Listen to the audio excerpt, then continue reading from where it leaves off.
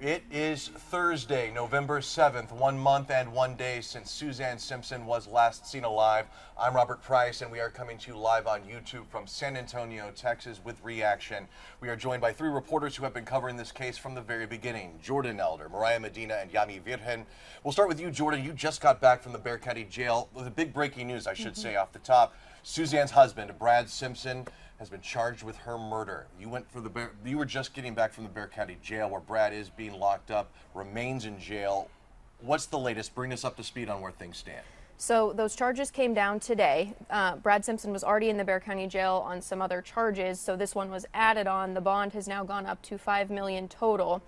So we were there because we found out through sources today that Brad Simpson was actually moved at some point today. He was taken from the Bexar County Jail about 1:15 this afternoon, and then taken to a DPS facility here in San Antonio to be questioned.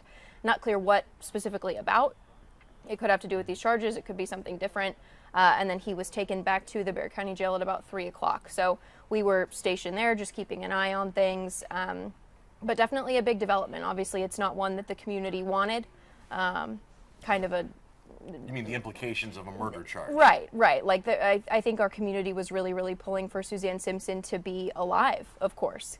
So to have this come down, I think that is starting to settle in with people now that maybe she is not coming home, which is obviously not what our community wanted for one of our own. And we should make clear, we still do not know where Suzanne Simpson is. That's where we bring in Mariah. You've been speaking with attorneys because we know there's going to be an uphill battle for prosecutors trying a murder case without a body.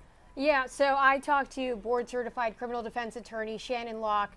He is not tied to this case in any way, but he was explaining to me that there are so many different reasonable possibilities as to why somebody would disappear that aren't murder.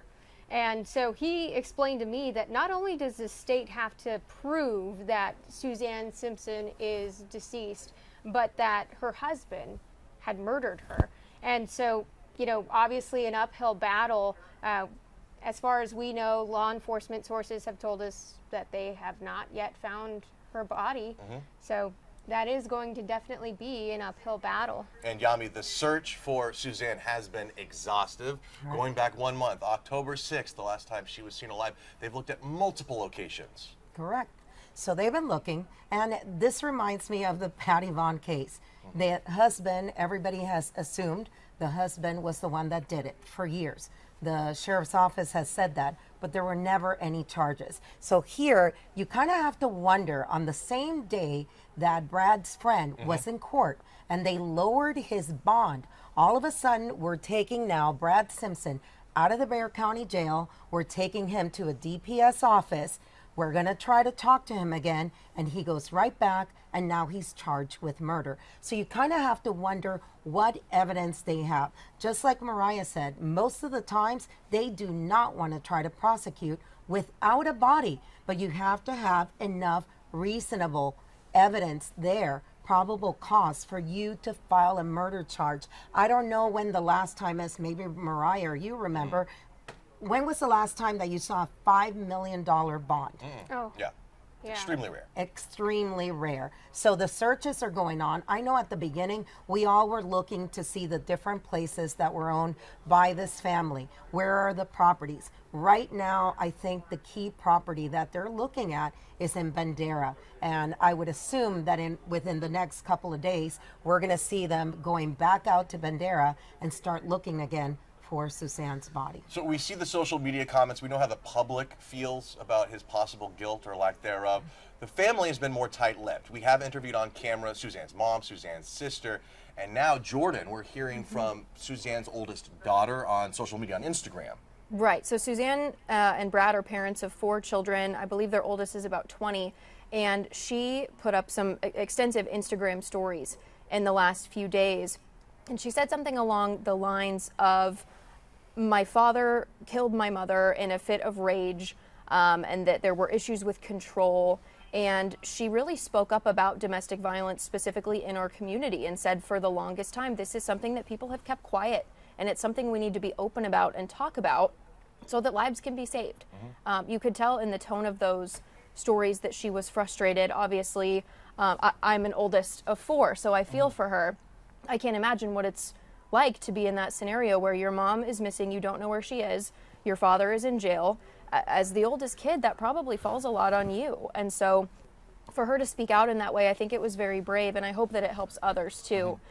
Calling this to light, that domestic violence sometimes goes unspoken about in San Antonio. Normally a staple in news gathering and murder investigations, what we rely on in telling you the news is the arrest warrant affidavit. That's where we get a lot of the nuggets that become public. We don't have access to the arrest warrant affidavit for this murder charge, do we, Mariah? Right. So immediately after the charges were made public, I requested the arrest affidavit, and that usually details what probable cause law enforcement had to secure the arrest of that individual for that particular charge. And in this case, I was told that per orders of Judge Escalona, that would be under seal for 30 days. Now, I did talk to Shannon Locke, who is a board-certified criminal defense attorney, just restating this. He doesn't have any connection to this case, but he explained to me that is very rare, that it is filed under seal. And so he says that something that tells him is that the state has evidence or leads or investigative details that they don't want the defendant, in this case Brad Simpson, or his defense attorney to know about just yet. And I did reach out to his defense attorney, and his defense attorney obviously said no comment. But it's going to be very interesting when that is unsealed, because obviously they filed these other charges and we're just now seeing that murder charge. So it's going to be interesting to find out what new details led them to believe that they had enough probable cause to make this arrest for murder. It's so much so that a judge signed off on it. I mean, for instance, the knowledge that we have in the public of the witness, the neighbor who across the street saw him restraining his wife the night that she went missing. We only know that because of the arrest warrant affidavit. Now, correct me if I'm wrong. You may recall last month, law enforcement and all those volunteers spent days, 4 or 5 days out at that landfill. They needed a search warrant, and that was also sealed, I believe. So we also don't know what evidence prompted them to look so hard at that landfill. Definitely, and something about search warrants is that they do have a lot of information, and whenever they return those search warrants, they file what is called a return, and that's when it becomes a public record. And so we've checked, and we have found that no returns so far have been filed yet, and we still don't know what led them to those particular locations. Yami. Yeah, and I wanted to mention, I pulled up the affidavit from earlier when Cotter was arrested, his best friend. That's right, yeah. So that one, the interesting thing to me about this is it says, I learned that Brad Simpson had texted Cotter on 10/8 following, if you're in Bandera, can you haul ass and meet me at your house? I don't have much time. And then if you keep going down, he also tells him to make sure that he leaves all that, quote, shit in the pump house, especially that gun. It just leads you to believe they have a lot more, and of course, that we have yet to see. That Bandera location, I think, is going to be key. You got to think about the amount of time he had, where could he have gone, why were they at the landfill? If we remember on that affidavit, it was also saying, I think that it was the last ping from that cell phone was near a restaurant close to their home. So if that was the last place where her cell phone was, you just start thinking, how long did he have? From the point of time that you know there's a ping on that cell phone to he disappeared, then he got home, you have to kind of draw a circle as to how far he could have gone and come back. I should mention I was actually in court on Monday for that longtime business partner James Val Cotter's bond reduction hearing. His attorneys were fuming because they had set his bond at $1 million, $500,000 each for 2 charges: prohibited weapons possession and evidence tampering. His attorney was arguing, in all my 30-plus years of practicing law, I've never seen bonds set this high for such a charge. This is outrageous. This is unconstitutional. Well, the prosecutors were arguing Val Cotter has shown a willingness to protect Brad Simpson, his longtime business partner, at all costs, and if we let him out, he's going to probably evidence tamper more, that he's going to go back out and hide more evidence. And so, I mean, you would agree, though, that that was a very stiff bond amount. Very, very stiff bond amount. And not only that, something that that I had learned today is that the filing of this arrest affidavit might be strategic on part of the state. So the state has, I believe, 90 days for felony charges to indict the case. Otherwise, the defendant will have to usually be released on a PR bond. So that's basically go free, you know, on your own recognizance. And so you hit the nail right on the head by saying that there are millions of dollars worth of bonds in this case. So it seems as if maybe the state feels that there's some approaching deadline. So now this new charge gives them 90 more days to continue to hold Mr. Simpson. And not only that, they can always dismiss the affidavit and file it again. Jordan? Well, there's so many layers to this, too. Later on in the affidavit that Yami was reading a second ago, you found out that Val Cotter is accused of taking one of the guns from Brad Simpson and hiding it strategically inside a wall, I think behind a TV. Behind the TV. To the point where you had to have a very specific string mechanism to pull it out. Like this, it seems planned, because most people, at least in my experience, don't have places and situations like that set up specifically.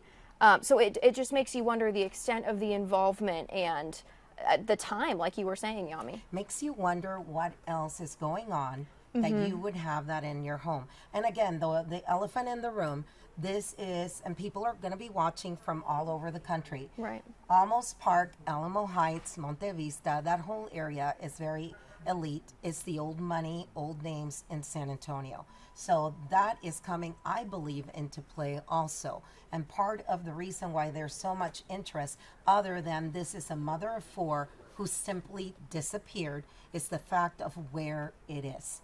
I don't know, Robert, I mean, you grew up here also. Right, well, so the Argyle was the club they were last spotted Correct. at. They released a surveillance photo, an image of her leaving the Argyle. There was supposedly some sort of confrontation or loud yelling that continued in front of the house in Olmos Park on Olmos Drive, East Olmos Drive.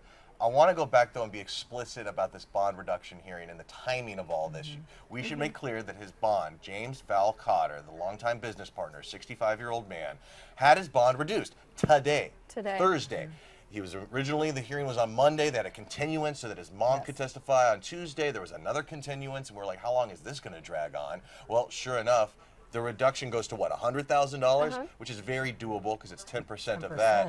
And you're saying the timing is a little fishy, that it coincides with the day that Brad, his business partner, gets charged with murder. I mean, do you find it fishy? I think it touches on the fact that this could potentially be strategic. I mean, if his business partner is getting his bonds reduced to $100,000, I mean, I think the state is, you know, seeing what's going to potentially happen in Mr. Simpson's case and is saying, okay, we're going to add another charge where that defense attorney will have to file a separate motion to have that bond reduced, and it starts the process all over again. And for people that don't know, I'm going to do this to you. Mariah has a law degree. She has passed the bar. So you know what you're talking about. I mean, I've been doing this for 20-some years. You literally have a law degree. How often do you see this happen? I never see it happen. Well, it goes to say that I don't necessarily know all the whole deal of the criminal defense world, but having had a lot of experience seeing and covering these types of cases, to see a bond amount this high is very unique. And to see this play out in the way that the affidavit has been sealed, in the way that search warrants have been sealed, I've never seen this in my entire career. And we should mention this is on YouTube right now, and we see your comments. Mariah has been tasked with looking through your comments. Please keep them clean. And she's going to be relaying some of them, kind of putting them out to the crowd, putting them out to the panel here, and maybe we can address some of their concerns. So a lot of them are very much, you know, sympathies and prayers that Suzanne is found. Mr. Sauceda says, this woman did not deserve this. Her husband needs to confess. It's horrible. I want to talk about something that we've heard from family members of Mr. Simpson.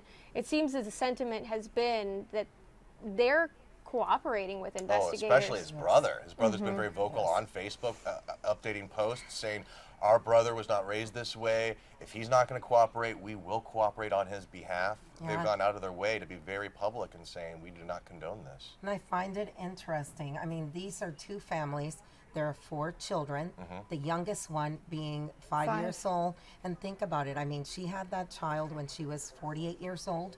You know, the other children are older. I have spoken to people that know them, and they did tell me that a lot of the arguments that were going on was also having a child very young, and they're older in life. They were not expecting this. So a lot of changes in their life. But that still, I don't understand how you see this happening. And there were a lot of questions today on Facebook. People were asking, why didn't someone come forward? I know her daughter, right, Jordan? Said the community failed us. Yes. Her daughter, what was the exact statements that she was making about the community? That they saw this and they said nothing, kind of, that was the indication. Yes, and that this is something that has gone on for so long, specifically in this community where you are silent about it and you don't talk about it if you see it, and kind of implying that maybe if someone had spoken up, maybe things could be different in this community and potentially for their family, which is so heavy for a 20-year-old when you think about being 20 years old and having to confront that. I have a 20-year-old. You My do. 20-year-old is in college doing what this young lady's doing, living their best life. And all of a sudden, your mom's just gone and your dad's sitting in jail. I mean, I can't even understand what she has to be going through right now. Now, I don't know this. This is mere speculation, but I would have to imagine the location of her body may be used as a bargaining chip in terms of some sort of plea deal, sentencing, or otherwise, that the only way we're really ever going to find her is if Brad leads us to her. You know, I think somebody brought this up on Twitter where they had said, you know, at what point does sudden passion come into play? And that's obviously at the sentencing phase or punishment phase, where you can argue that this was a quote unquote crime of sudden passion and the, I guess, punishment range is reduced. But that's very rare. But in this case, who even knows if it will reach a trial? And to be honest with you, these devices that we have in our hands, that we wear on our bodies, they have a lot of data. Yeah. They collect a lot of data. And I don't know if the public really, and if people just generally underestimate what these things are tracking. I mean, even his truck, you know, I know law enforcement put out a surveillance video of Mr. Simpson's truck, and they were asking people, hey, if you have any video of this, but that truck has GPS data. The number of cases I've seen, I mean, even in this case in particular, the text messages, you know. Everything. It's when you're walking around, this thing, all the apps you have open in the background are picking up your location. So unless you have those, you know, privacy settings on there, it is picking up everywhere you go up until the last second. So you have to think they have all of this, or because they can't just get it, they have to get search warrants. And sometimes I know the carriers take a long time to get those search warrants back. To us, it's like, oh my God, she's been gone a year. Why didn't they just get it? Well, they can't just get it. In order to get those search warrants, it has to go to the carrier. The carrier then has to decide if they're going to send it back. So it takes time. I mean, it takes a lot of time. And we saw in that affidavit, Val Cotter handed his phone over, at least for a second. That's how they saw those messages with Brad Simpson. So it makes me wonder, are there other texts that we haven't seen? Correct. What else is there that we haven't seen that they're holding and using? Things like search history is also very intriguing to me because of the way that it's helped in other cases. And that's the part that I think stresses the community out, is the waiting. Because obviously we live in a world where you want to know everything right now, and we can't. We may not know everything right now. Again, Patty Vaughn disappeared 26 years ago. Everybody has an idea of what happened, but the body has never been found. And that could be a reality. Her body may never be found. And even if her body is found now, 1 month later, a lot of people drawing parallels to the Andreen McDonald case. Enough time went by before her remains, her skeletal remains, were found that I believe the medical examiner was not able to establish a firm cause of death. He ends up getting convicted of manslaughter. Serves, I think he was sentenced to 20 years, which is the full amount that the stiffest penalty he could get. But they weren't able to prove, like, hey, he slit her throat, or hey, he shot her in the head, or hey, this happened. You know what I mean? There was just no way to tell, and that's where you reference sudden passion. the defense can start coming up with their own story because the medical examiner's autopsy can't contradict it because they don't have a fresh body. And same with Right. Scott and Lacey Peterson too. That was a very high-profile case where they didn't have the body for a very long time. But you have to wonder again what kind of evidence they do have. Oh, I it's- do wonder. Yes. Well, so you brought up the Andreen McDonald case, and in that case, Andre McDonald was charged with tampering and these lesser offenses, and then her remains are found, and ultimately he is charged with murder. Right. And it goes to trial. Manslaughter is what they end up deciding on, but it just brings this, it makes it evident that it's very rare to charge without a body, because they only charged Andre after her remains were found. Yes, so to be this early in the process, you feel confident that the DA's office will go forward with this case? Well, let's see. I know that I did talk to a lot of people, and we talked about that. I did talk to a lot of people in law enforcement, city of San Antonio, Bexar County, and a lot of them were surprised to see Joe Gonzalez, the district attorney for Bexar County, go ahead and say, we have enough for them to go ahead and do this. I mean, I was a little surprised, but I mean, now it's Because done. they have cases without a body that they Correct. think are strong enough to go to trial. Yes. Oh, yeah. And yet they don't take We've them. seen this so many times, and they don't take them. And you also have to wonder, on that first affidavit, they were talking about someone that informed them of the conversation between Brad and Mr. Cotter. So who's that person? How much more do they know? I mean, I cannot believe that nobody else knows anything other than Mr. Cotter. There has to be more information. And again, I think society as a whole, people don't want to get involved. Or very loyal. Very loyal. There you go. That's true. That's Yeah. very true. That's something that came up. Somebody said, don't neighbors have cameras? Sheila Stahl says, it seems to me a possibility that Val, tired of jail time, spilled whatever he knew, which possibly led to enough information that would reduce his bail and push the charge of murder to Brad. And then somebody else said, do you think that there would be a change of venue if there is a trial? Because of the high media attention, I mean, that request will absolutely be made. Whether it's granted or not is a different story. It is a different story. And you have to wonder also what's going on in that community as people are sitting there and going through everyday life, and they have to drive past this home, and they have to drive past this park. I mean, that was part of what the neighbor said. When he saw the arguments, she started walking towards that greenbelt area that's in there, and he claims that he heard her scream according to the affidavit. So you have to wonder, how do you keep having normal life not knowing where one of your neighbors may be buried somewhere within your community? I mean, it's crazy. And she was well known. She was a real estate agent. She was involved in so much. And maybe people are coming forward and we're just not hearing about it. Maybe they're doing that solely with law enforcement. But I hope that people are standing up for her. I really do. Definitely. Also worth noting, in the 25 minutes or so that we've been streaming here live on YouTube, we have learned that Olmos Park Police will be holding a news conference tomorrow, Friday at 2 p.m. The first real opportunity to field questions from the media. You know, there's going to be a lot of questions. How candid they're going to be is another story. I have found their police chief to be quite candid when he is put in front of the cameras in that situation. In between, in terms of the emails and the phone calls, not so much, but it's understandable. They don't want to ruin their case. But that first initial press conference he gave, and then the day after, he answered all our questions. He did, and then think about it. Now the Texas Rangers are also involved. This is a different beast. The Texas Rangers are a totally different beast. They do things their way. Now you're not dealing with city, you're not dealing with county, you're dealing with DPS and their best of the best investigators, according to many. So you have to now look at how many different agencies you have involved and who is the lead. I mean, you worked with the police department. How big is it when you have a lead in a case for you not to step on somebody else's toes? Oh, it's huge. You know, earlier today when I had gotten a tip that they were walking a warrant, I was under the impression that it was BCSO that had walked the warrant. Bexar County Sheriff's Office. At the Bexar County Sheriff's Office, and the first thing that popped into my mind was, I don't think these agencies are going to really like that. You know, you take ownership of your investigation, especially big cases like this.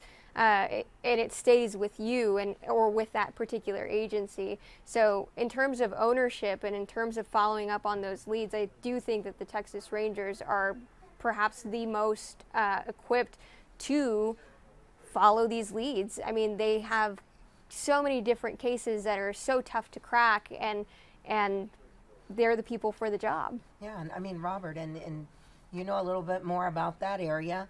I mean, Olmos Park, describe it to people that, you know, are watching from all over the country, and it's such a small community and a small police department. How, just paint a picture for them about it. Wow, well, you're making me dig deep into my childhood nostalgia. I did grow up in Elmo Heights, or at least from 91 to 95, moved to San Antonio, lived in Elmo Heights. I went to Cambridge Elementary, lived at the corner of Argyle and Patterson, which is not far from the Argyle Club. And so, I mean, yeah, it's a really tight-knit community. People oftentimes have lived there for a long time. They're, you know, houses stay in the family. I mean, we saw, here's a reference, Val Cotter at his bond reduction hearing, there was references to, well, he can afford this because he has $1 million or $1.4 million home in the Dominion. Well, the defense's argument was, actually, that's my mom's house, or that's Val's mom's house. Yes. It's in a trust, and the trust can't be used for a bond, to post bond. So, I mean, that gives you a sense of, you know, money going down from generation to generation. And so they also said he had a $65,000 truck that was paid off. You know, no mortgage payments on that $1 million house. That was paid off. So, yeah, the people involved in this case are well off. Yeah, and Jordan was sitting there today, and they were in two vehicles, and I know the photographer was also like, they're looking at me. They're looking at me. You notice things, right? It's a small community, and so they notice when something is off. So we had heard that maybe this warrant was getting walked. We didn't know if they were going to take him and question him and where that would be. So we went back to Olmos Park Police Department, and people immediately notice when there's these two cars that don't belong there that are just kind of hanging out and waiting. You can tell that people know each other. I was shocked by the amount of people walking around and greeting each other and, you know, walking dogs and talking, because you don't see that in every neighborhood. Here's a little exercise we can do that I think might be instructive. Let's imagine you're assigned to the press conference tomorrow. You're assigned to the press conference tomorrow. You're assigned to the press conference tomorrow. What is the first question you're asking the police chief when he says, all right, I'll open it up for any questions? What new information do you have that has led to this arrest and this upgrade, if you will, in charges?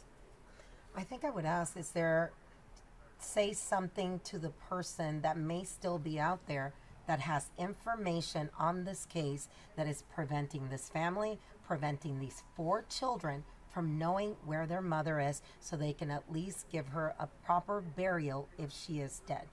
That's what I would want to know. I would want to know more about the specific types of evidence that they have already. I know they probably wouldn't be able to get super specific about what they have, but if they have search history, if they have more text messages, if they've got surveillance camera video, I would just want to know kind of in generalities, what are they going off of? And what do they need, if they need anything else that people may have? What changed? Why now? I do want to ask, Yami, because you cover crime in courts extensively, have you ever seen a defendant taken out of the Bexar County Jail and taken to a different location for further questioning? That struck me as odd. Well, not for questioning, but in the Lena Sadar Keel case, the little girl that went missing, a 4-year-old, she's been missing now, it's going to be 3 years. They did take a suspect out and took him near the house earlier this year to try and point out an area where he claimed that her body had been. So other than that, not really. But again, there's a lot of things that we don't know that law enforcement are doing.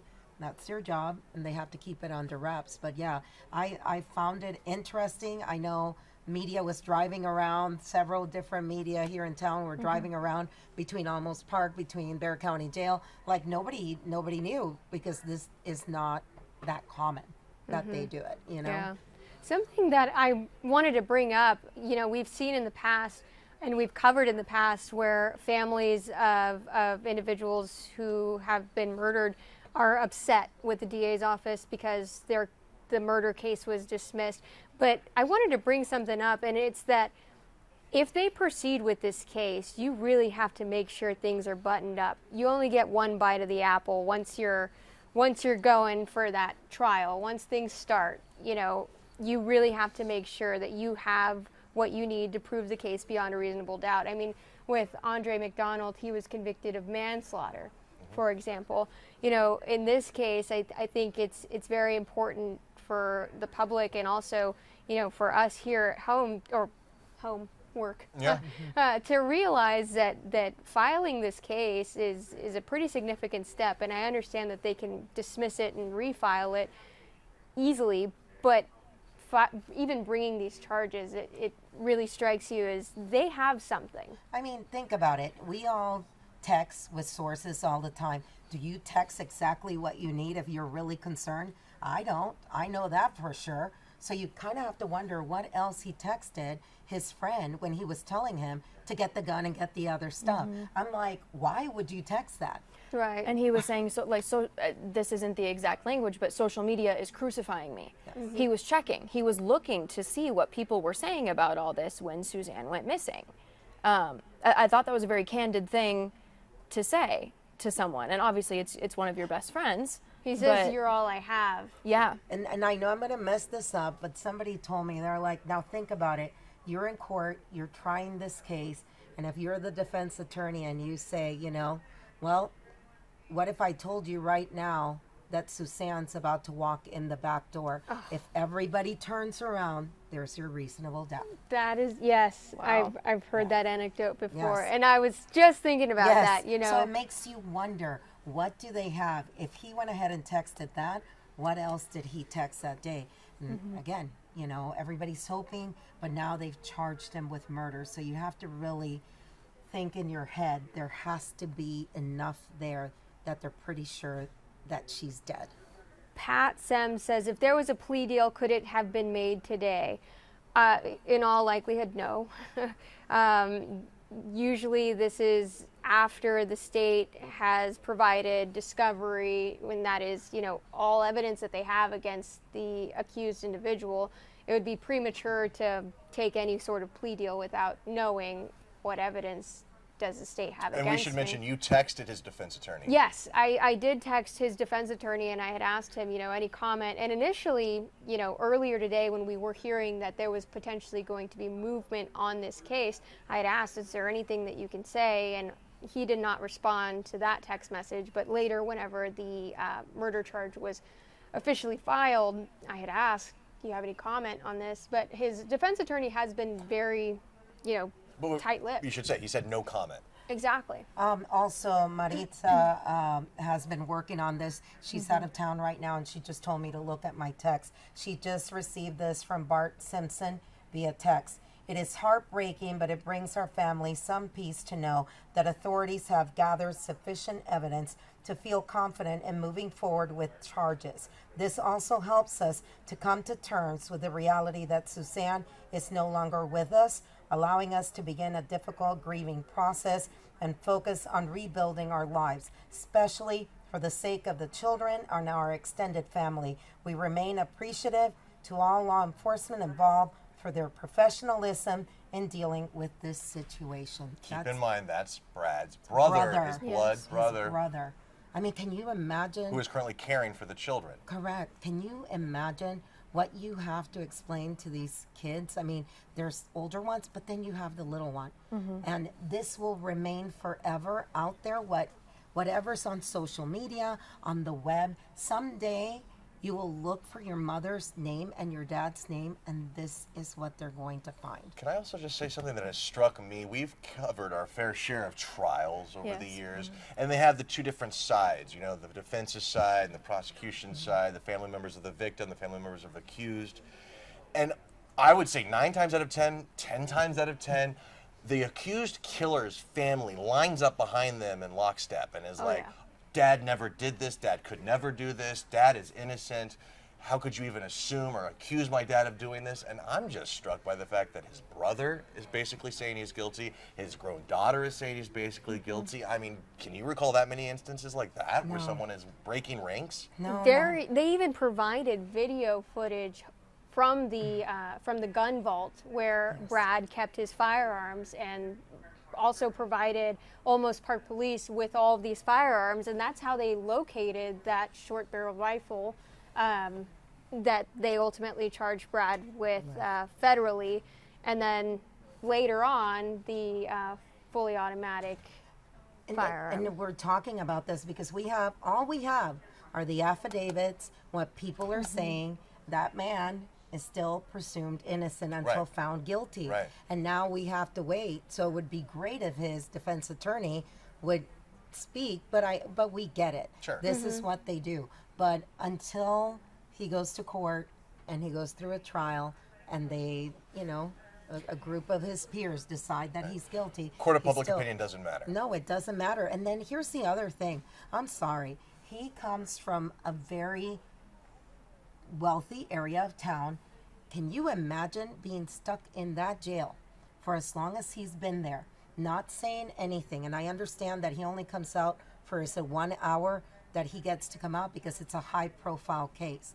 I cannot imagine what is going through his head, and he has not said anything as far as we know. All right. Any other thoughts before we wrap things up? I just want to make sure that people watching know, to go back to something you said, Yami, to know that they have 4 children who could one day see all of this. Yes. I want the people watching to know we consider that in our coverage. Oh, yeah. When we make these decisions, Definitely. we think about that because this is a big story, but these are their lives. So I just wanted to make sure that people know that because that's something that's very important to us as we cover this for you. And it's hard. I mean, it's such a balance that you have to do. I'm a mom. I have children. To think about me being gone and not being able to be there raising my children and what is said of what happened to me someday. And many people in one of the groups on Facebook are her friends, and they all talk about wanting people to know that this woman was more than the crime that may have happened to her. That she was a mom, she was a daughter, real estate agent, a friend. So we have to keep that in mind also. But ultimately, there has to be justice for Suzanne. 50, yeah. Well, I was just saying that I do think that there's also a lot of a lack of understanding, really, of domestic violence and how difficult it can be to escape a situation like this. She's a mother of 4. She has a life. She has, everything with this individual in particular, and to walk away from that as a result of domestic violence, that's difficult. It's very, very It's hard. difficult. It is hard. And, we all go through things like that with friends. I've had friends that have gone through this. And you have to think also, because I know her friends, some must be feeling bad or thinking twice, what could I have done? And I have gone through this with my own friends, where you know that they're the victim of domestic violence, and you try and you try and you try to get them out, and you cannot get them out. And you wonder, is the next call going to be somebody telling you that your friend is dead? And there's only so much you can do. And this happens in the best of families and in the worst of families. Rich homes, poor homes, it doesn't matter. It happens all over our communities, all over the United States. Very much a developing story. 53-year-old Brad Simpson now charged with the murder of his wife, Suzanne Simpson. We do hope to learn more tomorrow, Friday at 2 p.m., when Olmos Park Police will hold their first news conference since this murder charge was announced. Until then, for Yami Virgen, Mariah Medina, and Jordan Elder, I'm Robert Price. Thank you so much for joining us.